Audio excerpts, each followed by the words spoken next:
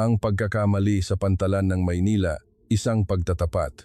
Gumuho ang crane. Bumagsak ang crane. Bilis, tumalon kayo. Nagkagulo ang buong Maynila. 12,000 dambuhalang crane sa pinakamalaking pantalan ng bansa. Sabay-sabay na huminto. Bilyon-bilyong piso ang nawala. 70,000 tao ang nawalan ng trabaho. Agad na nagpatawag ng emergency meeting ang mga autoridad sa pandaragat ng Asya at sa pulong na iyon, isang komento ang umalingaw-ngaw. Ang mga gawang Korea, mabagal at hindi maganda, di ba? Mas magaling ang China ngayon. Walang sino man ang tumutol. Ang pangalan ng Korea, binura na lang basta sa listahan ng mga posibleng kunin. Ngunit, ang mga kagamitan mula sa makapangyarihang bansa ay sunod-sunod na bumagsak.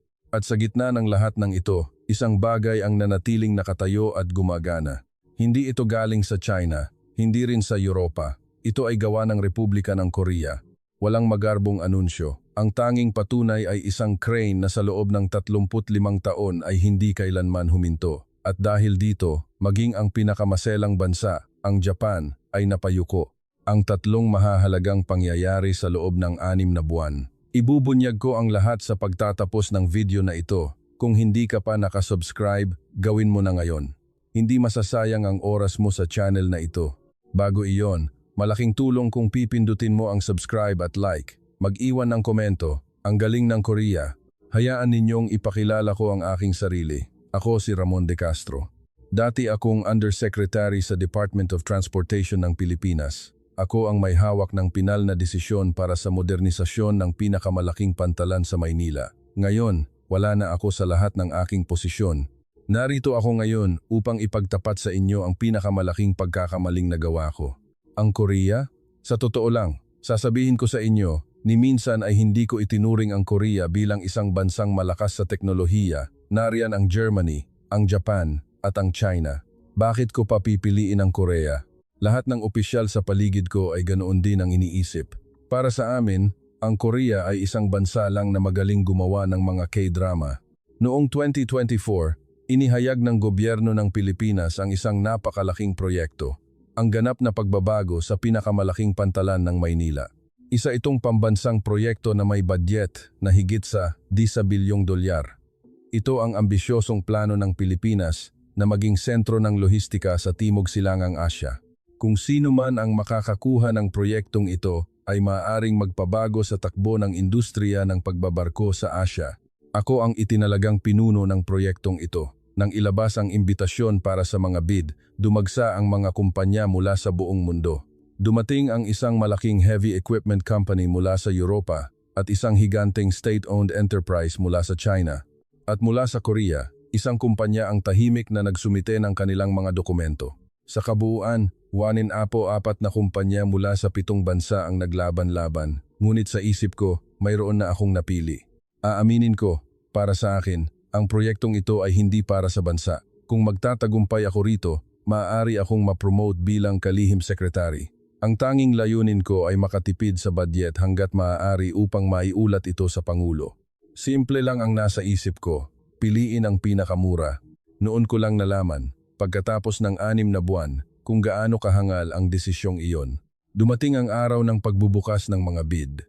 Isa-isa kong binuklat ang mga proposal ng bawat bansa at una kong tiningnan ang presyo. Ang China ay nag-alok ng 420 milyong dolyar. Ang Europa, nasa 600 milyong dolyar. Ngunit nang buksan ko ang quotation mula sa Korea, hindi ako makapaniwala sa nakita ko. 870 milyong dolyar. Higit sa doble ng presyo ng China. Inihagis ko ang mga dokumento ng Korea sa mesa. Nagtawanan ng mga opisyal sa paligid ko. May nagsabi, baka nagkamali lang ng pag-type ng numero ang mga Koreano. May isa namang nangutya, hindi yata alam ng Korea kung magkano ang halaga ng sarili nilang produkto. Sumabay ako sa tawanan nila. Noon, wala akong kakayahang basahin ang tunay na kahulugan ng mga numerong nakasulat sa dokumentong iyon. Ang totoo, sa quotation ng Korea, detalyadong ipinaliwanag bawat linya kung bakit mahal ang kanilang presyo. Nakasaad doon ang pagsusuri sa taunang bilang ng lindol sa Pilipinas, ang average na kaalatan, salinity ng tubig sa Manila Bay, at maging ang bilis ng epekto ng abo ng bulkan sa metal. Dahil sa lahat ng datos na iyon, gumamit sila ng espesyal na alloy at disenyo na earthquake resistant, kaya't mataas ang presyo. Ngunit hindi ko binasa ni isang pahina mula roon. Tiningnan ko lang ang numero at nagdesisyon na ako. Sa kabilang banda, ang proposal ng China ay napakagara. Mayroon itong pinakabagong AI automation system, unmanned operation technology, at may kasama pang 3D simulation video. Ang presyo, wala pa sa kalahati ng presyo ng Korea. Ang panahon ng konstruksyon, 8 buwan na mas mabilis kaysa sa Korea. Lahat ng gusto ko, perpektong natugunan. Nang gabing iyon, habang pauwi, inihahanda ko na sa isip ko ang aking talumpati para sa aking promotion. Isang linggo bago ang pinal na desisyon, isang presentasyon ang inihanda para sa mga technical representative ng bawat kumpanya. Ginanap ito sa isang malaking hotel conference room sa Maynila. Dinaluhan ito ng mahigit 30 mataas na opisyal mula sa Department of Transportation, Department of Public Works and Highways, at Department of Finance. Bawat bansa ay binigyan ng eksaktong 40 minuto. Nasa gitna ako ng unang hilera, nakakrus ang mga braso. Unang nagpresenta ang delegasyon ng China. Isang makulay na video ang ipinalabas sa malaking screen. Mga inaasahang imahe ng pantalan na kinunan ng drone. Isang simulation kung saan AI ang automatikong nagsasala-sala ng mga container at ang blueprint para sa isang 24-hour unmanned operation system. Sa buong conference room, maririnig ang mga bulong ng paghanga. Tumango-tango ako, labis na humanga. Sumunod ang Korea. Sa totoo lang, naisip kong lumabas muna para mag-CR. Alam ko na naman kung ano ang magiging resulta. Ngunit ang unang slide na ipinakita ng technical team, representative ng Korea, ay pansamantalang nagpatigil sa akin. Sa screen, hindi isang magarbong imahe ang nakita, kundi isang litrato ng isang lugar sa Pilipinas na nasalanta ng lindol. At sa ilalim nito, isang maikling pangungusap. May mga taong pumapasok tuwing umaga sa harap ng crane na ito. Mayroon silang pamilyang kailangang uwian sa gabi. Saglit na tumahimik ang buong kwarto, pero ang katahimikan ay hindi tumagal ng 3 segundo. May umubo at tumawa mula sa likuran at bumalik sa dati ang ingay. Walang sino man ang nakaramdam sa bigat ng mga salitang iyon. Pagkatapos ng presentasyon, habang paalis na ang delegasyon ng Korea, nasa lubong ko sila sa pasilyo. Lumapit sa akin ang pinuno ng kanilang technical team at marahang nagsalita, "Undersecretary, sana po ay tingnan ninyo ang mga taong tatayo sa harap ng makinang ito, hindi ang presyo." Ngumiti lang ako at sinabing, "Salamat." Sa isip ko, napaka-inosente naman ng taong ito. Makalipas ang 1 linggo, inihayag ang pinal na resulta. Ang napiling partner para sa Manila Port Modernization Project ay ang China. Buong pagmamalaki kong iniulat sa Pangulo na nakatipid ako ng halos kalahati ng budget. Pakiramdam ko, malapit nang bumukas ang pinto para sa aking promotion. Nang gabing iyon, nagdaos ako ng isang selebrasyon sa pinakamahal na restaurant sa Maynila.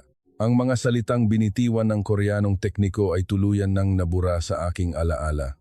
Mula nang pirmahan ang kontrata sa China, naging napakabilis ng lahat. 2 linggo pa lang matapos pumirma, 3 dambuhalang cargo ship mula China ang dumating sa pantalan ng Maynila. Hindi ko mailarawan ang dami ng mga piyesa ng crane na ibinaba mula sa mga barko. Mahigit 400 na Chinese technician ang dumating sa site. Habang pinagmamasdan ko ang lahat, lalo akong nakumbinsi na tama ang naging desisyon ko. Ang pag-install ay parang isang giyera na walang tigil. Ang team mula sa China ay nagtrabaho ng 24 oras, 3 shift. Ang panahong iminungkahi ng Korea para sa konstruksyon ay 18 buwan, pero nangako ang China na tatapusin nila ito sa loob lamang ng 10 buwan. At totoo nga, araw-araw, kitang-kita ang pagtayo ng mga crane. Linggo-linggo akong bumibisita sa site, kumukuha ng mga litrato ng progreso at ipinapadala ito mismo sa opisina ng Pangulo. Ang mga opisyal sa Malacanang na nakakatanggap ng aking ulat ay tinawag akong karangalan ng Pilipinas. 5 buwan matapos magsimula ang konstruksyon, 12 dambuhalang crane ang nakahanay na sa pantalan ng Maynila. Ang mga pulang bakal na istruktura na abot langit ay lumikha ng bagong skyline para sa Maynila. Nagunahan ang mga media sa Pilipinas na maglabas ng mga special report. Sunod-sunod ang aking TV interviews. Tinawag ako ng mga reporter na ama ng modernisasyon ng pantalan ng Maynila. Isang engranding inaugurasyon ang idinaos na dinaluhan mismo ng Pangulo. Ako ang nakaupo sa tabi niya. Para sa isang undersecretary na tulad ko, Isa itong karangalang hindi ko kailanman inakala. 2 beses binanggit ng Pangulo ang aking pangalan sa kanyang talumpati, pinupuri ang aking mga nagawa. Sa araw na iyon, nakatanggap ako ng hindi opisyal na abiso, nakasama ako sa listahan ng mga kandidato para maging kalihim. Iyon ang pinakamakinang na araw sa aking buhay. Pagkatapos ng inaugurasyon at nang sisimulan na ang operasyon, naging perpekto ang lahat sa unang buwan. Ang 12 crane ay sabay-sabay na gumagana, nagbubuhat ng mga container. Ang arawang output ay triple kumpara sa dati. Biglang umangat sa pangatlong pwesto ang Port of Manila sa Timog Silangang Asya. Tuwing umaga paggising ko, masaya ako. Kumpiyansa ako na sa ganitong takbo, malalampasan pa namin ang Singapore. Ngunit pagsapit ng ikalawang buwan, nagsimulang may mga kakaibang ulat na dumating mula sa site. Sa una, maliliit na bagay lang. Isang ulat na may bahagyang panginginig vibration na natukoy sa hydraulic system ng crane. 3. Sa report na isinulat ng site technician, nakasulat ang mga salitang posibleng kinakalawang. Binasa ko ang report pero binaliwala ko ito. Naisip ko, normal lang naman na magkaroon ng kaunting problema sa simula ang isang bagong makina. Pero hindi tumigil ang mga ulat. Pagsapit ng ikatlong buwan, hindi lang sa crane, 3, kundi pati na rin sa 7, 9 at 11 ay may parehong sintomas na lumitaw. Nagbabala ang mga engineer sa site na ang matinding sikat ng araw sa Pilipinas at ang maalat na hangin mula sa Manila Bay ay mas mabilis na sinisira ang mga piyesa kaysa sa inaasahan. Isang pagsusuri ang nagsabi na ang sulfur component mula sa abo ng mga bulkan ay kemikal na sumisira sa ibabaw ng metal. Doon ako nagsimulang kabahan. Humingi ako ng agarang inspeksyon mula sa Chinese site manager, pero ang sagot na natanggap ko ay nagpakalma sa akin. Ayon sa China, base sa kanilang sariling pagsusuri, walang anumang problema at nag-overreact lang ang mga lokal na tekniko. Inimbita pa nila ako sa isang hapunan, binigyan ako ng mamahaling alak at mga regalo. Sa sandaling iyon, iwinaksi ko ang lahat ng aking alalahanin. Ngayon naiisip ko, iyon ang pinakamurang suhol para takpan ang aking mga mata. Ika-4 na buwan, lumala ang problema. Hindi na mga tekniko ang lumapit sa akin, kundi ang mga mismong operator ng crane, dala-dala ang isang petisyon. Sabi nila, palaging umiilaw ang mga warning lights sa control panel. Kapag iginagalaw ang crane, may kakaibang tunog ng pagkaskas ng metal na hindi nila naririnig dati. Kitang-kita ko ang takot sa kanilang mga mata. Pero ang tanging sinabi ko sa kanila ay bumalik sila sa trabaho. Bakit ko ginawa iyon? Aaminin ko. Malapit na noon ang anunsyo para sa posisyon ng kalihim. Kung may sasabog na issue sa puntong iyon, lahat ay maglalaho. Inutusan ko ang aking mga tauhan na huwag nang tanggapin ang mga ulat mula sa mga site engineer. Ilang opisyal na may kaugnayan sa panig ng China ay kumampi rin sa akin para pagtakpan ang lahat. Ibinabaon namin ang katotohanan para sa aming pansariling interes. Hindi namin inakala na ang ibinabaon pala namin ay ang kabuhayan ng 70,000 katao. Ika-5 buwan, may nabasa akong balita. Ang pantalan ng Haiphong sa Vietnam ay umangat sa ika-2 pwesto sa Timog Silangang Asya. 1 taon lang ang nakalipas, wala pa sila sa top 5. Paano sila nakaangat ng ganoon kabilis? Binasa kong mabuti ang artikulo. Simple lang ang sagot. Pinili ng Vietnam ang mga crane na gawa sa Korea. Mahal ang presyo, pero mula nang magsimula ang operasyon, hindi pa ito nasisira ni isang beses at patuloy na gumagana ng buong kapasidad. Kahit nabasa ko ang artikulo, niloko ko pa rin ang aking sarili. Naisip ko, posible lang yan kasi maliit lang ang operasyon sa Vietnam. Kinukumbinsi ko ang aking sarili na hindi magaling ang Korea, kundi madali lang ang sitwasyon sa Vietnam. Ayaw kong tanggapin kahit 1% na posibilidad na maaaring mali ang naging desisyon ko. Dahil sa sandaling tanggapin ko iyon, natatakot akong mawala ang aking promosyon, karangalan at posisyon. Kaya't nagbulag-bulagan ako.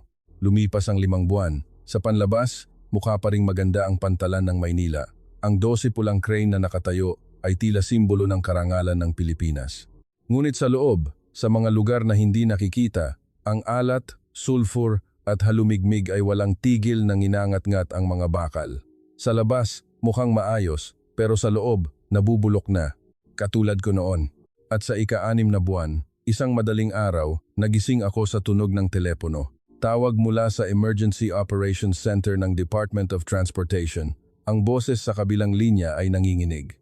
"Yusek, may lindol po. may lindol sa pantalan. Napabalikwas ako sa kama. Ang pakiramdam na iyon, ang panlalamig ng aking dibdib, hinding-hindi ko makakalimutan habang buhay. Makalipas ang 1 oras, ang aking nasaksihan ay ang pinakakahindik-hindik na tanawin sa aking 62 taon ng buhay. Ngunit bago ko ikwento iyon, mayroon muna akong dapat sabihin. Ang dumating sa Maynila noong araw na iyon ay hindi lang isang simpleng lindol. Ito ay ang hatol ng kalikasan sa aking kasakiman at kayabangan. Isang 5.8 magnitude na lindol malapit sa Manila Bay. Kasabay pa nito ang pagsabog ng isang bulkan sa ilalim ng dagat. Minaneho ko ang aking sasakyan papunta sa pantalan. 4:00 ng madaling araw, walang laman ang mga kalsada ng Maynila. Sa loob ng sasakyan, paulit-ulit kong sinasabi, magiging maayos ang lahat. Hindi naman ganoon kalakas ang 5.8 magnitude. Tiyak na kinaya iyon ng mga crane. Ganon ko pinapakalma ang aking sarili habang mahigpit ang hawak ko sa manibela. Pagdating ko sa gate ng pantalan, hindi ako makababa ng sasakyan. Nanghina ang aking mga tuhod. Sa 12 crane, 9 ang tuluyang huminto. Ang natitirang 3 ay hindi lang huminto, kundi nabaluktot at tumagilid ang mga bakal na istruktura. Sa mga bahaging natuklap ang pulang pintura, umaagos ang kalawang na parang tubig ulan. Ang mga makinang itinayo 6 na buwan pa lang ang nakalipas ay mukha ng abandonadong bakal sa loob ng maraming dekada. Agad na nagsagawa ng inspeksyon ang mga engineer na dumating sa site. Ang resulta ng inspeksyon ay tuluyang sumakal sa akin. Ang pinaka-critical na bahagi ng crane, ang slewing bearing, ay ganap na kinain ng kalawang mula sa loob. Ang mga wire rope, mahigit kalahati na ang kinakalawang at anumang oras ay maaaring maputol. Ang loob ng hydraulic cylinder ay pinasok ng tubig dagat. Ang pinaka-nakakagulat ay ang bilis ng pagkasira. Ayon sa mga eksperto, ang pinsala na katumbas ng 15 taon ay nangyari sa loob lamang ng 6 na buwan. Naiintindihan niyo ba kung ano ang ibig sabihin ng 15 taon ng pagkasira sa loob ng 6 na buwan? Nangangahulugan ito na ang mga materyales na ginamit sa mga crane na ito ay ang pinakamura at hindi isinaalang-alang ang kapaligiran ng Pilipinas. Ang mainit at mahalumigmig na hangin, ang mataas na antas ng alat sa Manila Bay at ang sulfur mula sa mga bulkan kapag nagsama-sama ang tatlong ito, hindi ito kakayanin ng ordinaryong bakal. Ito ang dahilan kung bakit nag-alok ang Korea ng espesyal na alloy at nagbigay ng mataas na presyo. Noon ko lang naalala ang quotation ng Korea na hindi ko man lang binasa at basta na lang inihagis sa mesa. Paralisado ang buong pantalan. Nang huminto ang mga crane, walang paraan para magkarga at magbaba ng mga container. Ang mga cargo ship na papunta sana sa Maynila ay sunod-sunod na nagbago ng ruta. Ang pantalan na dating nagpoproseso ng libu-libong container araw-araw ay naging isang malaking bakanting paradahan. Nang huminto ang kargamento, huminto ang lohistika.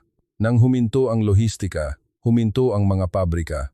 Nang huminto ang mga pabrika, huminto ang mga pamilihan. Ang buong ekonomiya ng Maynila ay gumuho na parang domino. Hindi masukat ang pinsala. Ang direktang pagkalugi sa pantalan pa lang ay umabot na sa bilyon-bilyong piso. Ngunit ang mas masaklap ay ang epekto sa buhay ng mga tao. Ang mga manggagawa sa pantalan, mga empleyado ng trucking company, mga tagapamahala ng warehouse, mga may-ari ng karinderya, at ang kanilang mga pamilya mahigit 70,000 katao ang nawalan ng kabuhayan sa isang iglap. Para sa mga taong iyon, ang pantalan ay hindi lang isang lugar ng trabaho. Ito ang nag-iisang bumubuhay sa kanilang mga pamilya. At ako, sa sarili kong mga kamay, ang pumutol sa linyang iyon ng buhay. Sumiklab ang galit sa buong Pilipinas. Nagrally ang mga mamamayan sa mga kalsada ng Maynila. Ang mga pamilya ng mga manggagawa sa pantalan ay araw-araw na nagprotesta sa harap ng gusali ng Department of Transportation. Sunod-sunod ang mga special report ng media. Ang mga reporter na ilang buwan lang ang nakalipas ay tumatawag sa aking bayani. Ngayon ay tinatawag akong salarin sa pambansang kalamidad. Ang pagiging bayani at pagiging kontrabida ay isang araw lang ang pagitan. Agad kong tinawagan ang panig ng China. Humingi ako ng agarang pagkumpuni at humingi ng bayad pinsala. Ngunit ang tugon ng China, ang pangalawang beses na nagpabagsak sa akin, sinabi nila na ito ay isang act of God at ayon sa kontrata, wala silang anumang pananagutan. Ang mga taong ilang buwan lang ang nakalipas ay nag-abot sa akin ng mamahaling alak habang nakangiti, ngayon ay malamig na binabasa sa akin ang mga probisyon ng kontrata sa telepono. Kinuha ko ulit ang kontrata at binasa. At doon ko nakita ang mga bagay na pinalampas ko. Isang force majeure clause na nagsasabing wala silang pananagutan sa mga natural na kalamidad. Ang warranty ng mga pyesa, 6 na buwan lang. Kung kailangan ng pagkumpuni, lahat ng karagdagang gastos ay sasagutin ng Pilipinas. Lahat ng mga lason na probisyon na ito ay nakatago sa iba't ibang bahagi ng kontrata. Nabulag ako sa murang presyo kaya hindi ko sinuring mabuti ang mga probisyong ito. Hindi. Sa totoo lang, wala akong balak na suriin ito. Dahil lang mura ang presyo, para sa akin ay maganda na ang lahat at hindi pa doon natapos ang China. Kung gusto raw namin ng pagkukumpuni, kailangan naming magbayad ng karagdagang $200 milyong at ang pagkukumpuni ay aabutin ng hindi bababa sa 4 na buwan. Pagkatapos ng tawag na iyon, napaupo ako sa aking upuan. Ang halagang ipinagmalaki kong natipid ay mas malaki pa ang kailangang bayaran para sa pagkukumpuni. Mayroon pa bang mas hangal na negosyo kaysa sa bumili ng mura para lang gumastos ng mahal sa pagkumpuni? Kumilos ang Kongreso. Humiling ang mga mambabatas sa oposisyon na bumuo ng isang Special Investigation Committee. Araw-araw, may mga bagong aligasyon na lumalabas sa media.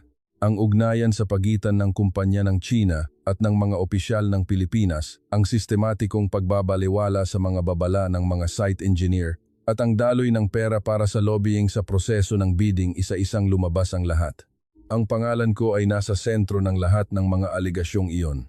Nakaupo akong mag-isa sa aking opisina, nakatingin sa labas ng bintana. Sa malayo, natatanaw ko ang mga nakahintong crane sa pantalan ng Maynila. Ang mga crane na iyon na 6 na buwan lang ang nakalipas ay gumawa sa aking bayani, ngayon ay mga ebidensya na nagdadala sa akin sa kapahamakan. Sa sandaling iyon, napagtanto ko, hindi ako bumili ng crane. Nabulag ako sa aking kasakiman at isinugal ko ang kabuhayan ng 70,000 katao at ang kinabukasan ng bansang ito. Ngunit, ang tunay na nagpabagsak sa akin ay hindi ang investigasyon ng Kongreso, hindi ang ulat ng media o ang galit ng mga mamamayan. Ang tuluyang nagpabagsak sa akin ay isang balita na nalaman ko makalipas ang 2 araw. Nang una kong makita ang balitang iyon, hindi ako makapaniwala at nang basahin ko ulit hindi na ako makatayo mula sa aking upuan. Ang nilalaman ng balita ay ito. Ang lindol na tumama sa Maynila ay nakaapekto rin sa pantalan ng Haiphong sa Vietnam. Parehong lindol, parehong magnitude, parehong epekto. Ngunit ang mga crane na gawa sa Korea sa Vietnam ay hindi huminto ni isang segundo. Pagkatapos mismo ng lindol, patuloy silang nagbubuhat ng mga container na parang walang nangyari. Walang ni isang ulat ng sira, walang ni isang ulat ng anumang problema. Habang binabasa ko ang balitang iyon, naalala ko ang slide na ipinakita ng Koreanong tekniko sa kanyang presentasyon. Ang dalas ng lindol sa Pilipinas, ang kaalatan ng tubig, ang data sa epekto ng abo ng bulkan, hindi pala iyon pagyayabang. Mula sa simula, alam na ng Korea na mangyayari ang sitwasyong ito. Pinagtawanan ko ang kanilang babala, binaliwala ko ang kanilang sinseridad at itinapon ko ang kanilang pangako sa basurahan. Ngunit ang tunay na nakakagulat na balita ay sumabog kinaumagahan. Nang umagang iyon, gaya ng dati, nakaupo ako sa aking desk at nagbabasa ng balita. Walang katapusang artikulo tungkol sa sakuna sa pantalan ng Maynila at manhid na ako sa mga ganoong balita. Ngunit habang nag-i-scroll ako, isang breaking news ang nagpatigil sa akin. Yokohama Port sa Japan nagpasya na alisin ang lahat ng crane na gawa sa China. 3 beses kong binasa ang headline. Ang salitang Japan ay umalingaw-ngaw sa aking isipan na parang kulog. Alam niyo ba kung anong klaseng bansa ang Japan? Ang Japan ang bansang may pinakamahigpit na pamantayan sa kalidad sa buong mundo. Sila ang mga taong sinusuri ang sukat ng isang tornilyo hanggang sa 3 decimal place. Ang makapasok sa market ng port equipment sa Japan ay nangangahulugan na kinikilala ang iyong teknolohiya bilang pinakamahusay sa mundo. At ang Japan na iyon ay nagdeklara na aalisin nila ang lahat ng kagamitang gawa sa China sa kanilang pantalan. At ang bansang pinili nilang kapalit ay hindi Germany, hindi Amerika, kundi ang Korea. Binasa kong mabuti ang artikulo. Ang autoridad ng Yokohama Port, matapos suriing mabuti ang nangyari sa Pilipinas, ay nagpasya na ang mga kagamitang gawa sa China ay may structural flaw na maaaring magdulot ng malaking panganib sa ilalim ng ilang partikular na kondisyon. At matapos magsagawa ng 6 na buwang comparative test sa mga port crane manufacturer sa buong mundo, lumabas na ang gawang Korea ay nanguna sa lahat ng kategorya: tibay, earthquake resistance, at corrosion resistance. Nanginginig ang aking mga kamay habang binabasa ang artikulong iyon. Ang desisyon ng Japan ay hindi lang isang simpleng pagpapalit ng kagamitan. Ito ay isang opisyal na pagyuko ng pinakamahusay na bansang teknolohikal sa Asya sa harap ng teknolohiya ng Korea. Ang Japan ay isang bansang may mataas na pride, lalo na sa larangan ng manufacturing at heavy equipment. Abot langit ang kanilang pagmamalaki sa sarili nilang teknolohiya. Ngunit ang Japan na iyon ay nagpasya na ipagkatiwala ang pinakakritikal na kagamitan ng kanilang pantalan sa Korea. Kung gaano ka-shocking ang pangyayaring ito, alam ng sino mang nasa industriya ng Asya. Pagkatapos lumabas ang balitang iyon, nagsimula ang chain reaction sa buong mundo. Ang Saudi Arabia ang unang kumilos. Para sa isang napakalaking bagong proyekto sa pantalan sa Red Sea, direkta nilang pinili ang isang kumpanyang Koreano, hindi na sila nagsagawa ng bidding. Sa isang opisyal na pahayag, sinabi ng Saudi Arabia, ang teknolohiya ng Korea ay napatunayan na ng buong mundo at ayaw naming maging pangalawang Pilipinas. Tuwing nababasa ko ang salitang Pilipinas sa artikulong iyon, pakiramdam ko ay sinasaksak ang aking puso. Sumunod sa Saudi Arabia ang Vietnam na naglagay ng karagdagang order. Dahil naranasan na nila ang tagumpay sa mga crane na gawa sa Korea, nagpasya ang Vietnam na hindi lang sa Haiphong, kundi pati na rin sa Cam Ranh Bay sa timog at Danang sa gitna. Lahat ay gagawing gawang Korea. Sumunod ang Australia, sumunod ang India at pumila ang United Arab Emirates. Isang eksena kung saan ang buong mundo ay pumipila sa harap ng Korea ang naganap. Sa harap ng mismong kumpanyang Koreano na isang taon lang ang nakalipas ay pinagtawanan sa aking conference room. Habang pinapanood ko ang lahat ng balitang iyon, isang bagay ang napagtanto ko. Hindi biglang gumaling ang Korea. Mula sa simula, magaling na sila. Sadyang marami lang sa mundo, kasama na ako, ang hindi nakakita nito. Nabulag kami sa mga magagarbong video at murang presyo, kaya't hindi namin nakita ang halaga ng mga taong tahimik na gumagawa ng tunay na kalidad. Sa harap ng realisasyong iyon, hindi ko maiangat ang aking ulo sa hiya. Itinakda ang petsa ng pagdinig sa Kongreso. Ipinatawag ako bilang testigo sa Special Investigation Committee ng Kongreso ng Pilipinas. Pagpasok ko sa hearing room, daan-daang camera flash ang sumalubong sa akin. Malamig ang mga ekspresyon ng mga mambabatas at ang audience ay puno ng mga pamilya ng mga manggagawa sa pantalan. Ang ilan sa kanila ay namumula ang mga mata sa galit at puyat. Pag-upo ko sa witness stand, naramdaman kong nanginginig ang aking mga tuhod. Walang awa ang mga tanong, bakit hindi ninyo sinuri ang proposal ng Korea? Tumanggap ba kayo ng suhol mula sa kumpanyang Chino? Bakit ninyo binaliwala ang mga babala ng mga site engineer? Bawat isa ay parang pako na ibinabaon sa aking dibdib. Wala akong maisagot dahil walang puwang para sa pagdadahilan. Lahat ay totoo. Nabulag ako sa kasakiman. Binaliwala ko ang mga babala at pinagtakpan ko ang katotohanan. Yumuko na lang ako at paulit-ulit na sumagot, opo, totoo po. Pagkatapos ng pagdinig, tinanggal ako sa lahat ng aking posisyon. Hindi lang ang posisyon ng kalihim, kundi maging ang aking pagiging undersecretary ay kinuha sa akin. Nagsimula ang investigasyon ng piskalya at kinumpiska ang aking pasaporte. Isa-isa akong iniiwasan ng aking mga kasamahan at hindi na sinasagot ang aking mga tawag. Ang taong kalahating taon lang ang nakalipas ay nakaupo sa tabi ng Pangulo at pinapalakpakan. Ngayon ay naging isang taong walang gustong makausap. Noon ko lang naramdaman kung gaano kawalang saysay ang kapangyarihan. Bilang huling pag-asa, tinawagan ko ang Koreanong tekniko na dati kong pinaalis. Ang ilang segundong paghihintay bago sumagot ang telepono ang pinakamahabang sandali sa aking buhay. Nang marinig ko ang pamilyar na boses sa kabilang linya, humahagulgol akong nagsalita. Tulungan niyo po kami. Kahit magkano, hindi problema. Bibigyan ko kayo ng blankong tseke. Pakiusap, iligtas ninyo ang aming pantalan. Iyon ang unang pagkakataon sa buhay ko na nagmakaawa ako ng ganoon sa isang tao. Sandaling tumahimik ang kabilang linya at sa isang napakamagalang na boses, sumagot ang Koreanong tekniko. Undersecretary, pasensya na po talaga. Puno na po ang aming schedule sa susunod na 7 taon. Ang mga order mula sa Saudi Arabia, Japan, Vietnam, Australia at India. Sunod-sunod po ang mga request mula sa buong mundo kaya hindi na po namin kayang isingit. Nang marinig ko ang mga salitang iyon, narinig ko ang tunog ng pagkaputol ng huling hibla ng aking pag-asa. Hawak ko ang telepono, hindi ako makapagsalita.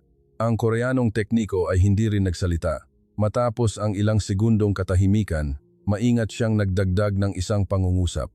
Yusek, naaalala niyo pa po ba ang pantalan ng Cebu? Natigilan ako. Cebu? Bakit Cebu? Sa isang napakakalmadong boses, sinabi ng Koreanong tekniko, mas mabuti po siguro kung kayo mismo ang titingin, Usek. Pagkatapos ng tawag, matagal kong inulit-ulit sa aking isipan ang salitang Cebu. Cebu, isang lungsod sa Visayas. Ang lugar kung saan ako ipinanganak at lumaki. Ang lugar kung saan sa loob ng 35 taon, ang aking ama ay nag-operate ng isang crane. Pero bakit biglang binanggit ng Koreanong tekniko ang Cebu? Napuno ako ng hindi maipaliwanag na kaba at para hanapin ang sagot, pumunta ako sa Cebu. Habang nagmamaneho papuntang Cebu, ang aking ama ang nasa isip ko. Ang aking ama na sa loob ng 35 taon ay isang crane operator. Ulan man o bagyo, lindol man o hindi, araw-araw siyang gumigising ng alas 4 ng madaling araw para pumasok sa pantalan. Ang aking ama na tuwing gabi ay umuuwing puno ng grasa ang damit trabaho at ngingitian ako. Kung ano ang kaugnayan ng sinabi ng Koreanong tekniko sa aking ama, hindi ko pa alam noon.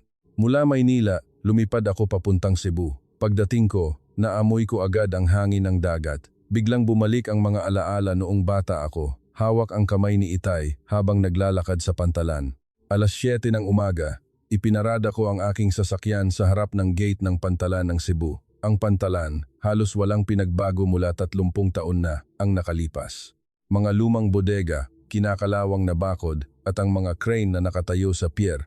Bumaba ako sa sasakyan at dahan-dahang naglakad papunta sa pier. Ngunit pagdating ko sa dulo, kusa akong napatigil. Isang crane ang nakakuha ng aking pansin. Luma na ang crane. Makikita ang mga bakas ng paulit-ulit na pagpipintura, ngunit hindi ito kinakalawang. Mahigit 35 taon na ang makina, pero walang ni isang bakal na nabaluktot, tuwid pa rin itong nakatayo. Ibang-iba sa mga crane sa Maynila na naging basura sa loob lang ng 6 na buwan. Lumapit ako sa haligi ng crane at idinikit ang aking kamay. Naramdaman ko sa aking palad ang malamig at matigas na metal. Sa ibabang bahagi ng haligi, may isang maliit na metal plate. Malabo na ang mga letra dahil sa alikabok at hangin dagat, pero pinunasan ko ito at binasa ang bawat letra. Nakasulat doon, Manufacturing Country, Republic of Korea, ginawa sa Timog Korea. Nang makita ko ang mga salitang iyon, nanginig ang buong katawan ko. Nanghina ang aking mga tuhod at napaupo ako sa kinatatayuan ko. Ang crane na ito. Ang mismong crane na minaneho ng aking ama sa loob ng 35 taon ay gawa pala sa Korea. Ang aking ama ay nag-operate ng crane na ito sa loob ng 35 taon. Nagkaroon din ng mga lindol sa Cebu. Dumating ang mga bagyo at umulan ng abo ng bulkan. Ang malupit na kalikasan ng Pilipinas ay hindi exempted ang Cebu. Ngunit ang crane na ito, sa loob ng 35 taon, ay hindi nasira ni isang beses. Walang ni isang aksidenteng nangyari. Araw-araw, umaakyat ang aking ama sa crane na ito at araw-araw, ligtas siyang nakakababa. Nakaupo sa ilalim ng crane, inalala ko ang 35 taon ng aking ama. Ang aking ama ay isang mahirap na manggagawa. Walang pinag-aralan, walang yaman. Ngunit mayroon siyang crane na ito. Dahil hindi nasira ang crane na ito, hindi nawalan ng trabaho ang aking ama sa loob ng 35 taon. Dahil ligtas ang crane na ito, hindi siya nasaktan ni isang beses. Dahil sa crane na ito, buwan-buwan siyang nakakapag-uwi ng sahod. Sa sahod na iyon, pinalaki ako ng aking ama. Sa sahod na iyon, nakakain ako, nakapag-aral at nakapasok sa kolehiyo. Sa sahod na iyon, nakapaghanda ako para sa civil service exam. Nakapasok sa gobyerno at umabot sa posisyon ng undersecretary. Ang buong buhay ko ay itinayo sa ibabaw ng sahod ng aking ama. At ang sahod na iyon ay itinayo sa ibabaw ng crane na ito. Sa ibabaw ng crane na ito na gawa sa Korea. Noon ko lang naintindihan ang tunay na kahulugan ng sinabi ng Koreanong tekniko sa kanyang presentasyon. May mga taong pumapasok tuwing umaga sa harap ng crane na ito. Mayroon silang pamilyang kailangang uwian sa gabi. Hindi iyon isang marketing slogan, iyon ay katotohanan. Ang mga tekniko ng Korea, sa bawat paghigpit nila ng isang tornilyo, iniisip nila ang isang ama, isang asawa, isang anak na tatayo sa harap ng makinang ito. At napagtanto ko, hindi makina ang ibinenta ng Korea. Ang ibinenta ng Korea ay isang pangako.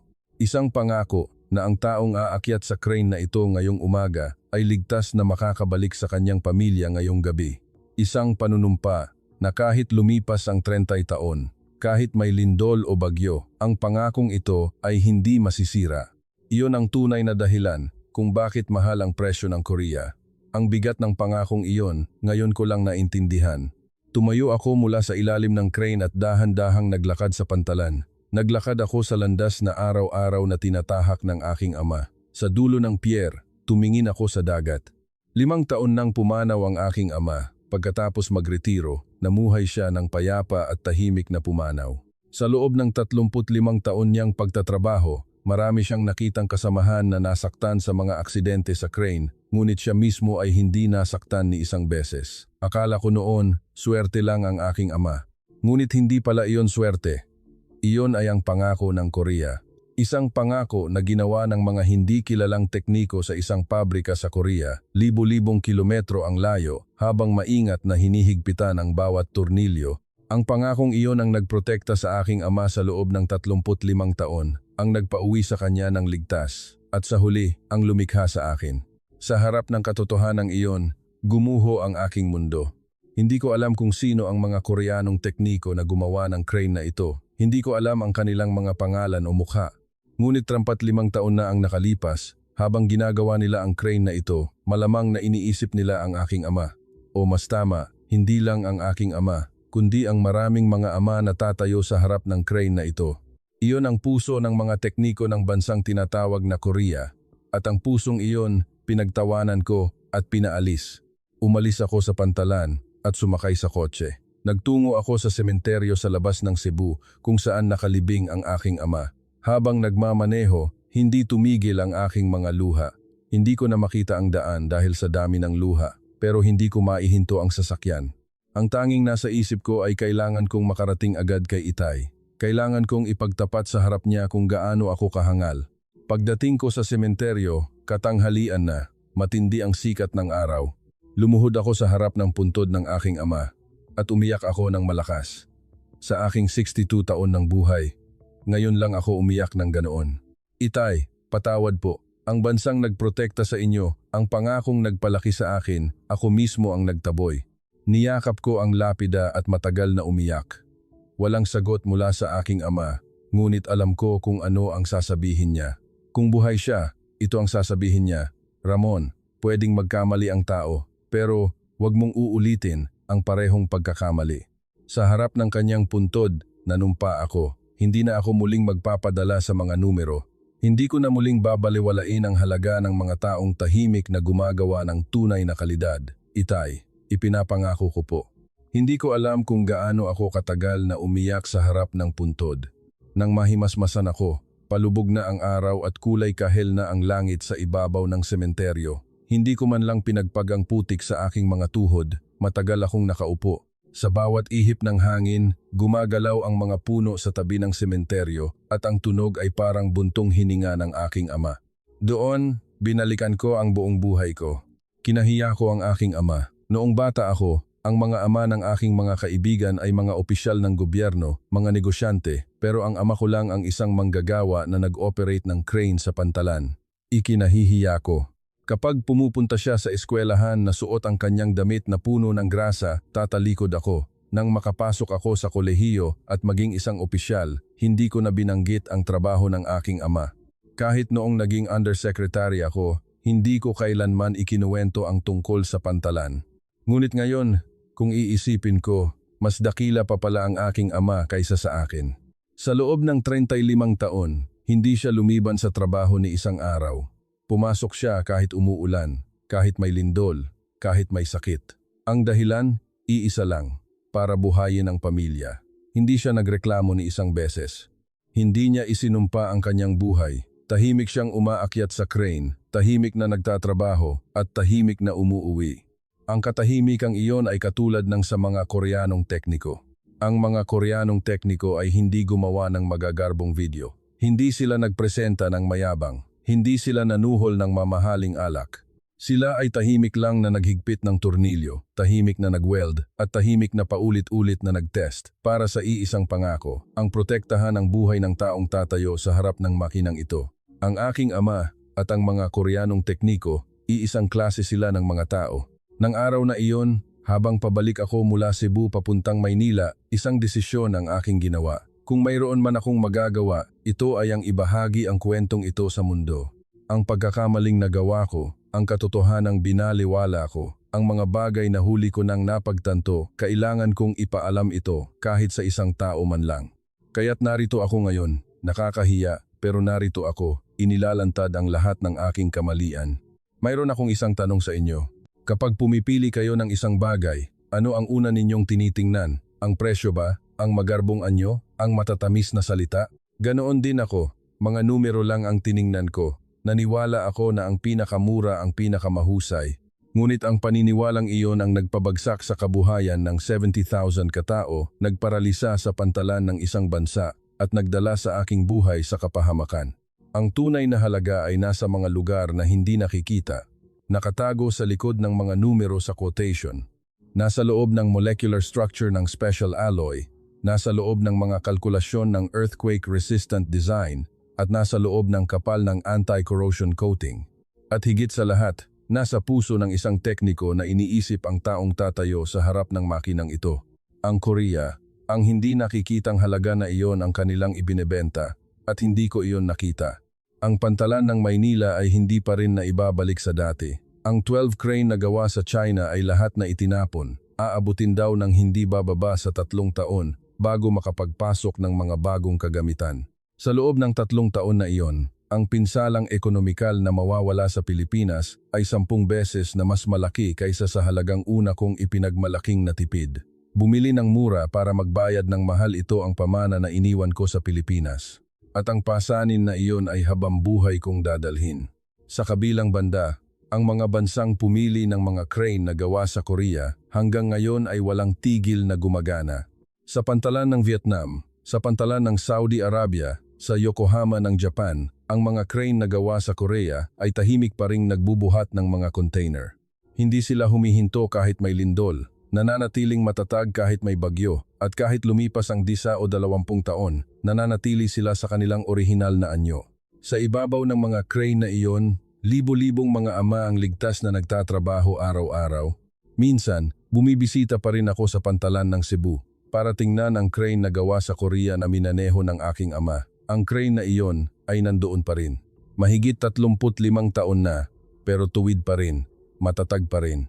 Sa tuwing tinitingala ko ang crane na iyon, nakikita ko ang mukha ng aking ama. Nakikita ko ang mukha ng aking ama na nakangiti habang suot ang kanyang damit na puno ng grasa. At sa bawat pagkakataon bumubulong ako, "Itay, ligtas po kayo ngayon." Ang tunay na halaga ng teknolohiya ay wala sa mga magagarbong specs. Wala rin ito sa pinakamurang presyo. Ang tunay na halaga ng teknolohiya ay nasa kung gaano nito pinapahalagahan ang buhay ng taong nakatayo sa harap nito. Alam ito ng Korea. Mula pa sa simula, ako lang ang hindi nakakaalam. May kasabihan, ang pinakamahal na bagay sa mundo ay ang murang bagay. Natutunan ko ang kahulugan ng kasabihang iyon gamit ang buong buhay ko. Panghuli, isang mensahe para sa mga tekniko ng Korea. Sa tuwing naghihigpit kayo ng isang tornilyo sa inyong pabrika, sana'y malaman ninyo na ang tornilyong iyon ay nagpoprotekta sa isang ama sa kabilang panig ng mundo. Sa tuwing inaayos ninyo ang isang blueprint hanggang madaling araw, sana'y tandaan ninyo na ang isang linyang iyon ay nagiging panangga para sa pamilya ng isang tao. Hindi kayo gumagawa ng makina, gumagawa kayo ng isang pangako. Kung gaano kadakila ang pangakong iyon, alam na alam ko. Ako si Ramon De Castro, dating Undersecretary ng Department of Transportation, ang taong pinagtawanan at nagtaboy sa teknolohiya ng Korea at lumuhod sa harap ng crane ng kanyang ama. Ito ang aking kwento, nakakahiya at masaklap, pero kung sa pamamagitan ng kwentong ito ay may kahit isang tao man lang na makakatanto kung ano ang tunay na halaga, hindi masasayang ang aking pagtatapat. Salamat sa pakikinig sa aking mahabang kwento. Kung tumatak sa inyong puso ang kwentong ito, mangyaring pindutin ang subscribe at notification bell. Sa channel na ito, marami pang kwento tungkol sa isang kamangha-manghang Korea na hindi ninyo alam at hinangaan ng buong mundo.